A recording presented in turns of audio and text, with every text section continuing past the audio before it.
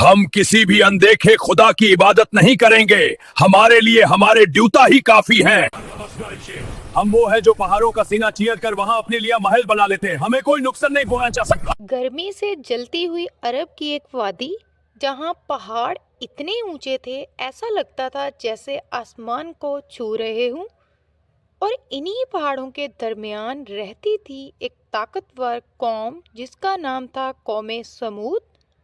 اللہ نے ان کو عام انسان سے زیادہ صحت، زندگی، مضبوط جسم اور غیر معمولی طاقت دے رکھی تھی، اور ان کے قد اتنے لمبے تھے جیسے پہاڑوں کے بیچ پہاڑ جیسے لوگ رہ رہے ہوں، اور وہ طاقتور اتنے تھے کہ عام انسان جس پتھر کو ہلانے کی کوشش میں پسینہ پسینہ ہو جاتا ہے، قوم سمود کے لوگ ان پتھروں کو ایسے اٹھاتے تھے جیسے ہم آج کل ایک اینٹ کو اٹھا لیتے ہیں، اور ہنرمند اتنے تھے کہ پہاڑوں کو تراش کر اپنے لیے محل بنا لیتے، اور اونچے لمبے کمرے، دیواروں پر نقش، دروازوں پر خوبصورت کٹاؤ، اور دنیا کا بہت زیادہ مال و دولت ان کے پاس موجود تھا. اپنی انہی خصوصیات کی وجہ سے وہ بہت غرور اور تکبر کرتے تھے. ہماری طاقت کا مقابلہ دنیا کی کوئی طاقت نہیں کر سکتی.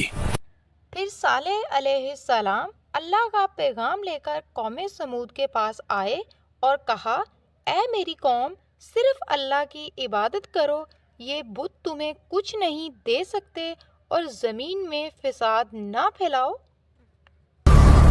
اے صالح، اگر تم سچے نبی ہو تو اس پہاڑ کے اندر سے ایک زندہ اونٹنی نکالو. اور پھر صالح علیہ السلام نے اللہ سے دعا کی، اور پہاڑ کا درمیانی حصہ ہلنا شروع ہوا، اور اچانک پہاڑ زور سے پھٹا اور ایک بہت بڑی طاقتور اونٹنی نمودار ہوئی. اس معجزہ کے بعد بھی اس قوم نے اپنی سرکشی کو ترک نہ کیا. حضرت صالح علیہ السلام نے قوم کو منع کیا کہ وہ اس اونٹنی کو تنگ نہ کریں. اللہ نے ایک نظام بنایا تھا کہ ایک دن اونٹنی پانی پیتی تھی اور ایک دن قوم اپنی ضروریات کے لیے پانی کو استعمال کرتی تھی. اونٹنی بالکل بھی اس قوم کو تنگ نہیں کرتی تھی، اس کے باوجود ان لوگوں نے اونٹنی کو قتل کر دیا. اونٹنی کو قتل کرنے کے بعد حضرت صالح علیہ السلام نے ان سے کہا، تمہارے چہرے بدل جائیں گے اور 3 دن بعد تمہارے اوپر عذاب آئے گا.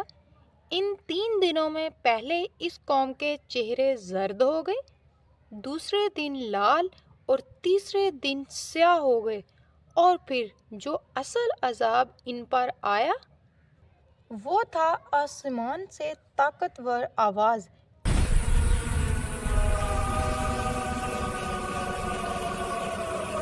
ایسی آواز جس سے ان کے دل، دماغ اور جسم ایک ہی جھٹکے میں ٹوٹ گئے.